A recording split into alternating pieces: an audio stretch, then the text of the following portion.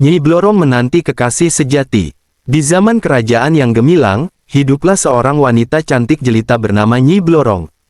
Ia adalah seorang putri yang terkenal dengan kecantikannya, anggun seperti dewi, dan memiliki hati yang lembut. Banyak pria dari kalangan bangsawan hingga prajurit yang berusaha mendapatkan hatinya, namun hanya satu pria yang berhasil membuat hatinya bergetar. Dia adalah seorang pangeran tampan dari kerajaan seberang, yang dikenal dengan keberanian dan kebijaksanaannya.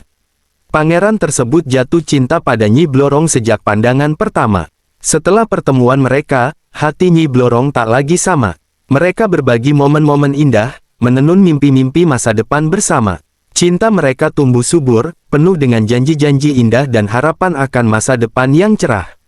Namun, takdir memiliki rencana lain. Suatu hari, pangeran tersebut harus kembali ke kerajaannya untuk menjalankan tugas penting.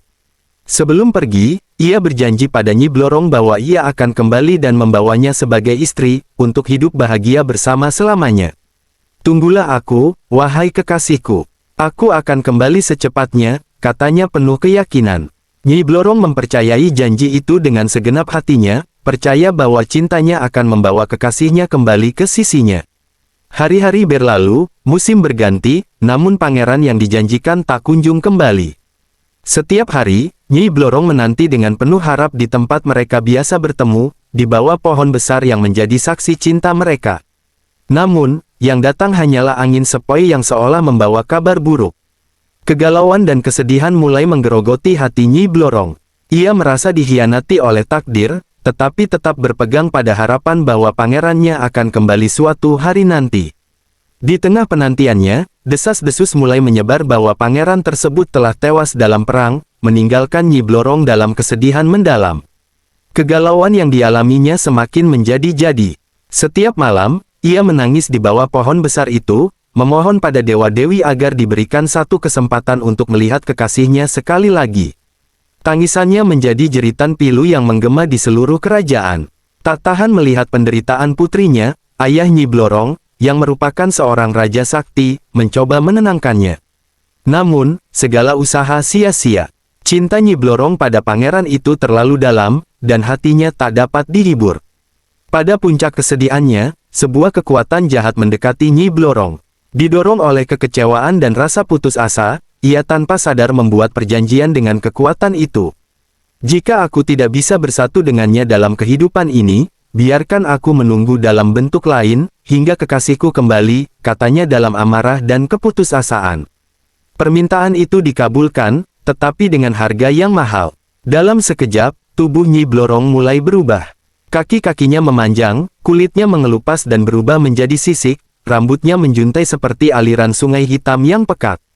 Nyi Blorong dikutuk menjadi makhluk setengah ular, makhluk yang harus hidup di dunia ini selamanya, terus menunggu dan mencari kekasihnya yang tak kunjung kembali. Dalam bentuk barunya, Nyi Blorong menjadi sosok yang penuh amarah dan kesedihan. Setiap malam, ia merayap di hutan, di bawah sinar bulan, menghantui tempat-tempat yang dahulu menjadi saksi cintanya. Hatinya penuh dengan kegalauan yang tak pernah surut, merindukan pangerannya yang entah ada di mana. Penantiannya berubah menjadi penderitaan abadi, karena setiap kali ia merasakan kehadiran pria yang mirip dengan kekasihnya, itu hanyalah fata morgana yang berakhir dengan kekecewaan dan kemarahan. Di tengah keheningan malam, ketika bulan purnama bersinar redup di langit, Nyi Blorong berdiri sendirian di bawah pohon besar yang dulu menjadi saksi bisu kisah cintanya. Tempat ini, yang dahulu dipenuhi dengan tawa dan janji manis, kini berubah menjadi simbol penantian yang tak berujung. Setiap malam, tanpa henti, ia kembali ke tempat yang sama, berharap bahwa kali ini, pangeran yang ia cintai akan kembali, menghapus segala penderitaan dan kesedihannya. Namun, malam demi malam berlalu, dan yang ia temui hanyalah bayangan-bayangan kosong. Angin malam menyapa tubuhnya yang setengah manusia setengah ular, seolah menertawakan penantiannya yang sia-sia.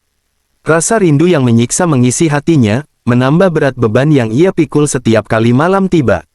Hatinya tak pernah tenang, selalu berharap pada sesuatu yang tidak pasti. Setiap hembusan angin yang membawa aroma asing membuatnya berharap, meskipun hanya sejenak, bahwa itu adalah tanda kedatangan kekasihnya. Namun, harapan itu selalu pupus, meninggalkan luka yang semakin dalam.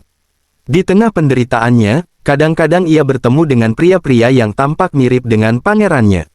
Pria-pria itu, entah karena takdir atau kebetulan, memiliki wajah atau sosok yang mengingatkan Nyi Blorong pada kekasih yang ia tunggu. Setiap kali ia melihat sosok yang mirip itu, hatinya melompat dengan harapan. Mungkinkah ini dia? Apakah kali ini penantianku berakhir? Pertanyaan-pertanyaan itu terus berputar di benaknya, mengisi hatinya dengan harapan baru. Namun, kenyataan selalu kejam. Ketika ia mendekat, ia selalu menemukan bahwa pria itu bukan kekasihnya. Wajah yang semula ia kenali berubah menjadi wajah asing yang tak memiliki kenangan bersamanya. Hatinya yang semula dipenuhi dengan kebahagiaan mendadak berubah menjadi rasa kecewa yang mendalam. Rasa rindu yang menumpuk dalam dirinya berubah menjadi kepahitan. Ia merasa ditipu oleh ilusi, dipermainkan oleh takdir yang kejam. Kekecewaan demi kekecewaan membuat hatinya semakin hancur. Nyi Blorong mulai meragukan semua yang ia lihat. Setiap kali ada pria yang datang, ia dihantui oleh rasa takut bahwa ini hanyalah penipuan lain dari takdir. Namun, meskipun tahu bahwa kemungkinan besar itu bukan kekasihnya, ia tetap tidak bisa menahan diri untuk mendekati dan memastikan. Harapan yang kecil itu tetap ada, menggerogoti hatinya, membuatnya terus berada dalam siklus rindu, harapan, dan kekecewaan yang tiada akhir. Kegalauan yang dialami Nyi Blorong semakin dalam. Rasa rindu yang terus-menerus menggerogoti hatinya, setiap malam yang ia lalui dalam kesendirian, hanya memperparah penderitaannya. Di satu sisi, ia tahu bahwa kekasihnya mungkin tidak akan pernah kembali, bahwa ia mungkin telah tewas di medan perang atau tersesat di negeri yang jauh. Namun, di sisi lain, ia tidak bisa membiarkan harapan itu mati. Harapan itulah yang membuatnya tetap hidup, meski dalam penderitaan yang tak tertahankan. Setiap kekecewaan yang ia alami membuat hatinya semakin keras. Ia mulai menutup diri dari semua yang mendekatinya, melihat setiap pria yang mirip dengan kekasihnya sebagai ancaman, bukan lagi sebagai harapan. Namun, di lubuk hatinya yang paling dalam, rasa rindu itu tetap ada, terus menghidupi harapan yang nyaris mati, membuatnya terus kembali ke tempat yang sama, malam demi malam, dalam penantian yang tak pernah berakhir. Di suatu malam yang kelam, di tengah hutan yang dihantui oleh suara-suara aneh, muncul seorang pria yang tampaknya memiliki niat buruk. Pria ini, bernama Raden, telah mendengar desas-desus tentang kekayaan dan kekuasaan yang dimiliki oleh Nyi Blorong. Mengerti bahwa Nyi Blorong adalah sosok yang sangat ditakuti dan juga sangat dihormati, Raden melihat kesempatan emas untuk meraih keuntungan bagi dirinya sendiri. Dengan penampilan yang meyakinkan dan kata-kata manis, Raden berpura-pura menjadi kekasih Nyi Blorong. Ia mengenakan pakaian yang indah dan berbicara dengan penuh keyakinan, seolah-olah ia adalah pangeran yang telah lama hilang. Nyi Blorong, yang telah lama menunggu, tak bisa menahan kebahagiaan saat melihat sosok yang mirip dengan kekasihnya.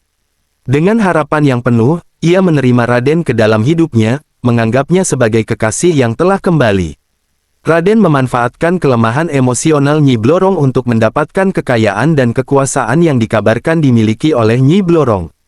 Ia mulai mengatur rencana untuk mencuri harta benda berharga dan merampas kekuasaan yang ada.